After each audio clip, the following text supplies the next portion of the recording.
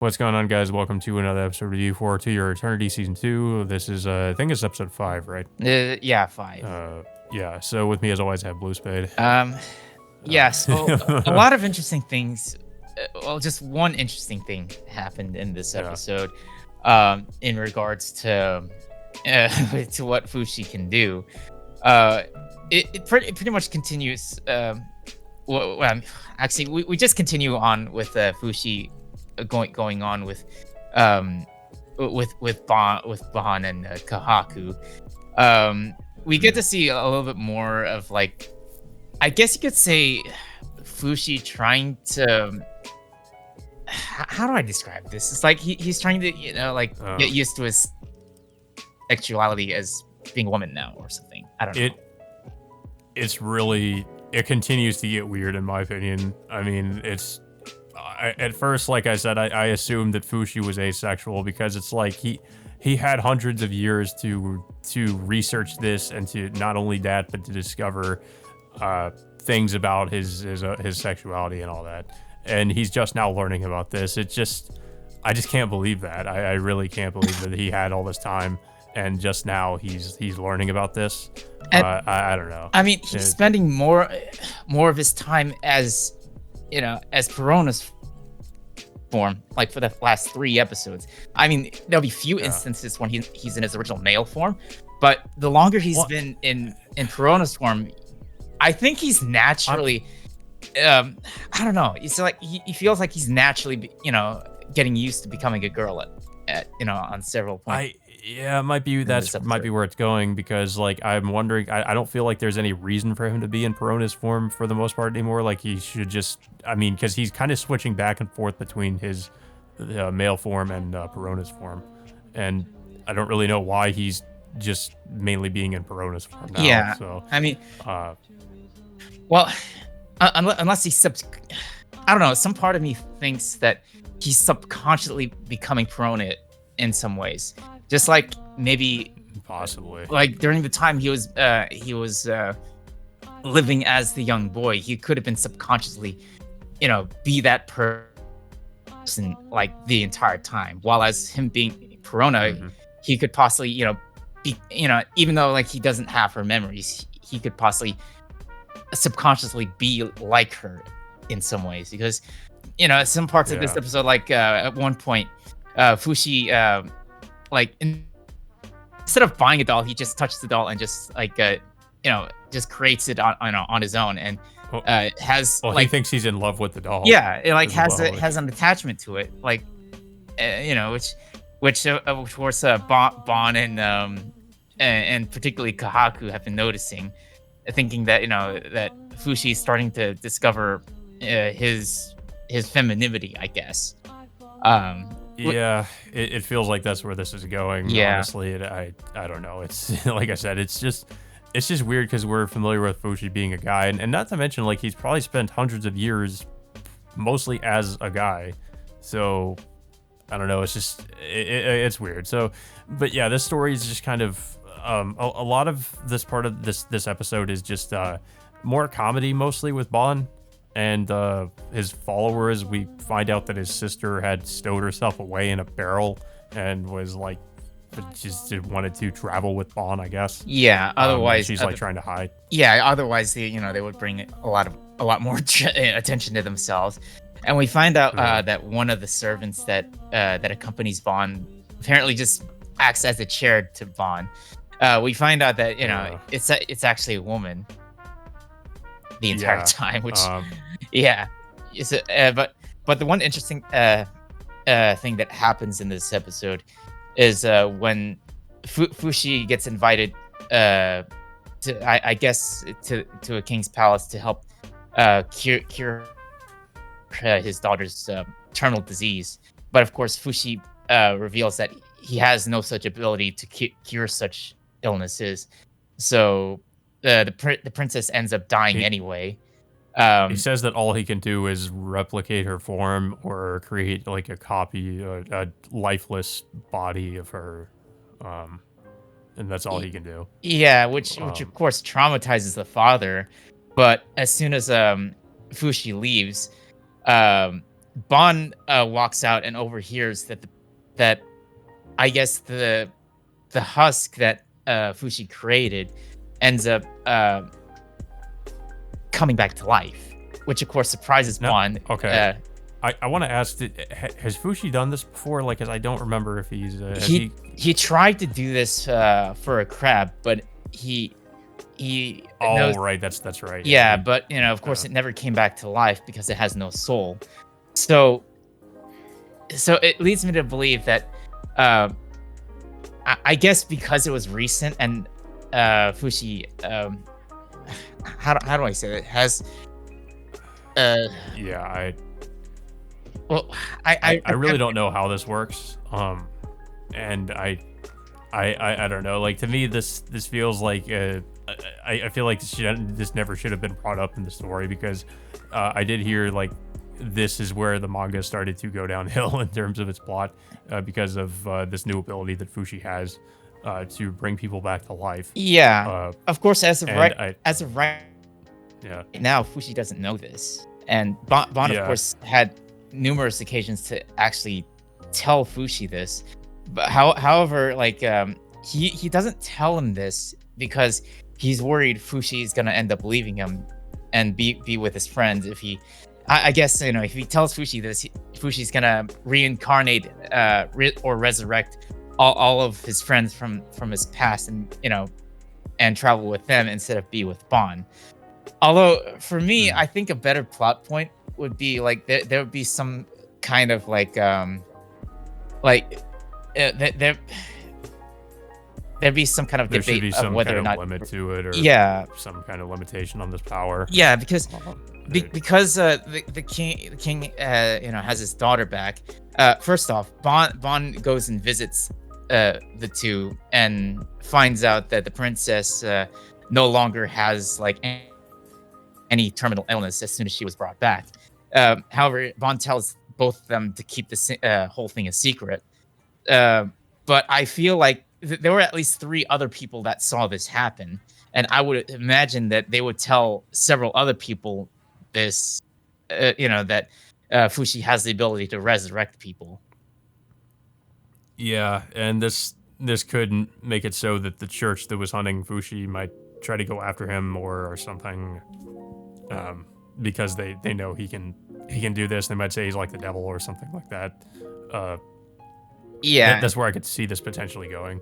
Um, yeah. I mean, but if Fushi were to find like the, I mean, resurrection like is a bit of a debatable thing because it's possible if Fushi yeah, finds out about this. I mean, he'd be happy to bring his friends back, but what if he just overly abuses that power every single time? Like, yeah, this is just something that's way too easy to. That would be way too easy to just abuse. I mean, like, that's why I said there should be some kind of a limitation on this ability. If you're gonna introduce that into the story, not to mention, I just feel like in general it's a bad idea, considering the whole point of the story is supposed to be about Fushi dealing with loss and all that, and now just knowing that he can resurrect people, I feel like it kind of defeats the what kind of story was trying to be told with this. I don't know. I guess it depends on how it's done, but a lot of people are saying that have read the manga. This is kind of where things start to go downhill. So yeah, I don't know. It feels more like the writer kind of probably wrote themselves into a corner with implementing this into the plot. Um, but we should also mention too, in regards to the episode itself, there was I think the episode also started off with a confrontation with the knockers as well. Like we actually get to see what Kahaku can do against the knockers, which is to use that knocker that's kind of parasitic, like feeding off of him against the knockers, I guess. yeah, Um, and of course, I guess Prince Bond's army or his entourage use whatever weapons developed by Fushi to take advantage of, and especially those yeah. exploding arrows that Fushi keeps developing thanks to his prior trip to Janan in the first season. It's kind of crazy considering how much time has passed. They supposedly didn't have something look like that yet, or that it wouldn't at least be outdated. Those explosive arrows. Yeah, Um, I mean, it's pretty useful against the knockers at this point, yeah.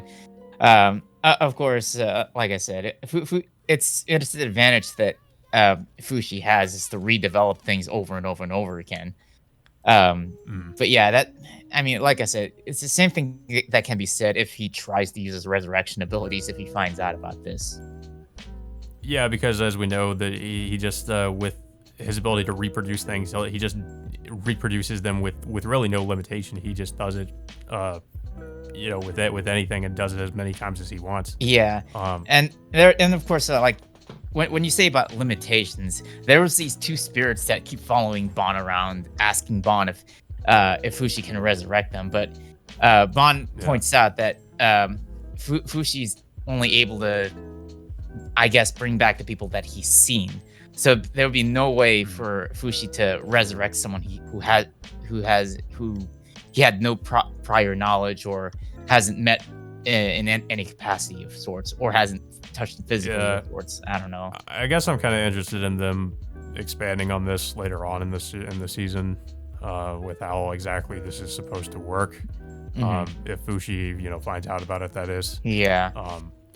I But, mean, yeah, yeah. oh, so the remainder of this episode mostly is like the Fushi learning about his feelings like love and affection and all that kind of stuff. Which, I mean, it's just kind of shocking he didn't know about this beforehand, and he's just now taking some kind of interest in it. And that also, not to mention that he didn't really feel these things naturally, and I guess as soon as he learns about it, he all of a sudden starts to feel it. It's Towards things that I don't know. It's just not how it works. But I guess you could argue that Fushi's not technically human, so maybe he needs to learn about things before he. I mean, he has feels. the capacity to have human emotions now.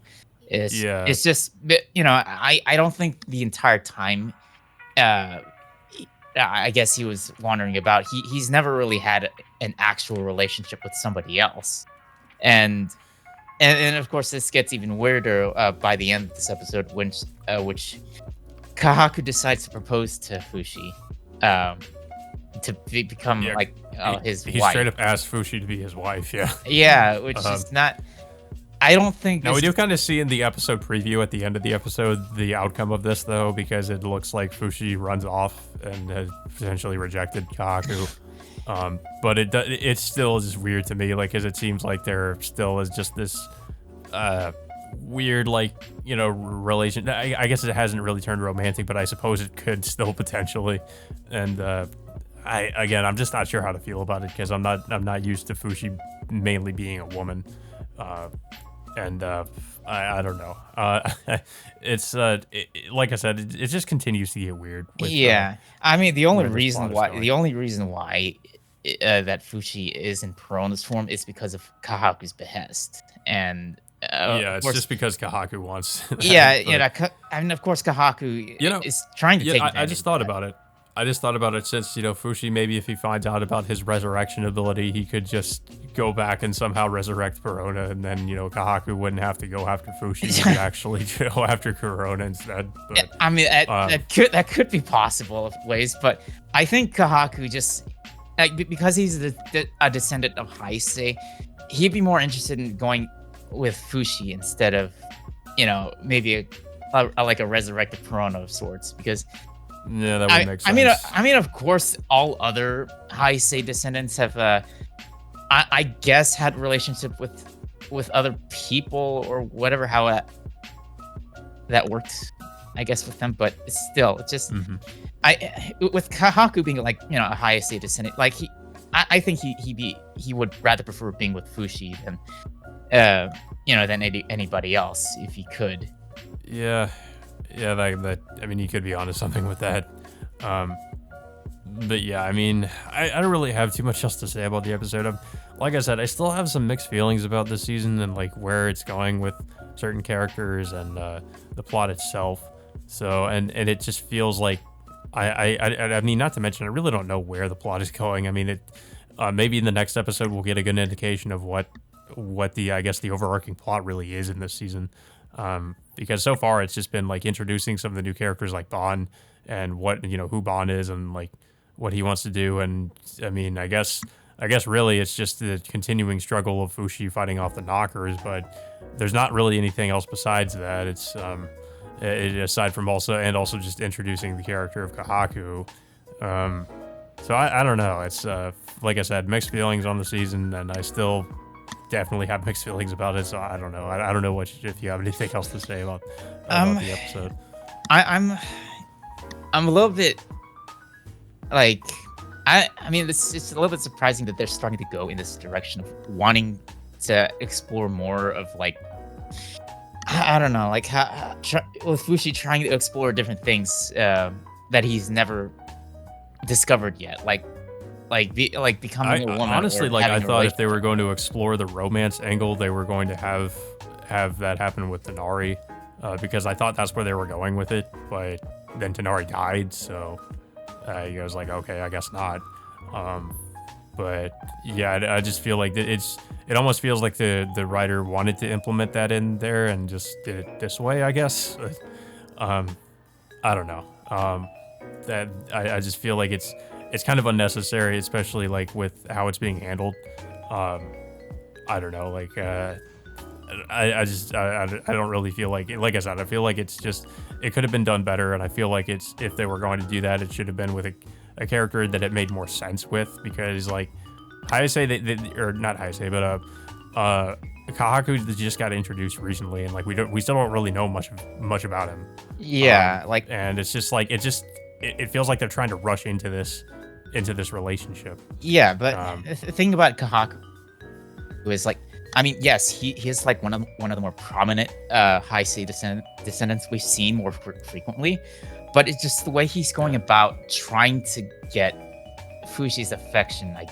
I guess it's just one sided. Well, yeah, he's trying to be really like kind of forceful about it, and yeah, like you said, it's very one sided because there's no indication that Fushi feels that way about him. So I don't know. Maybe they're gonna go into Fushi potentially starting to feel that way about him or something. Yeah, I Who mean, knows? if I want this whole dynamic between the two to improve, I guess. I mean, not to say that they should have a relationship, but like maybe in the next episode, like Fushi exploring his history with Hayase and why he feels Yeah. like some amount of hatred for her, at that time, and then like revealing that to Kahaku of sorts, and then Kahaku will have. It feels like that might be what they do in the next episode, considering what we saw in the episode preview, though, because it looks like he is going to confront Kahaku and talk about like the people who have died. Yeah. Or who, yeah. Yeah, and But particularly my like, thing is if they were going to go this route, they should have had more development with the relationship between Kahaku and Fushi. yeah, and not to mention like that Perona is one of the people that Heisei ended up killing, so that could be brought up if if that's going to be revealed in the next episode, which I hope it does. But as of right now, it's just going off in like a kind of a weird direction of wanting to develop Fushi in certain ways of like for him discovering certain things. I mean, the most notable thing is Fushi being able to resurrect someone, but as of right now, he doesn't know it yet, unless Bond tells him or Fushi finds out some other way through some third party, I guess. Yeah, I guess we'll see what happens, but yeah, I don't really have too much else to say about the episode. I don't know if you have anything else to say about it. I mean, yeah, I mean it was okay, but it's not. I still feel like there should be some amount of improvement with Fushi and Kahaku's development. Yeah, and I just feel like the season so far has just been really slow. Like we really haven't gotten any real hook as to what the plot is or anything like that. It just feels like it's really taking its time to get wherever it's going. Mm-hmm. But yeah, that being said, guys, until next week, we will see you all next time.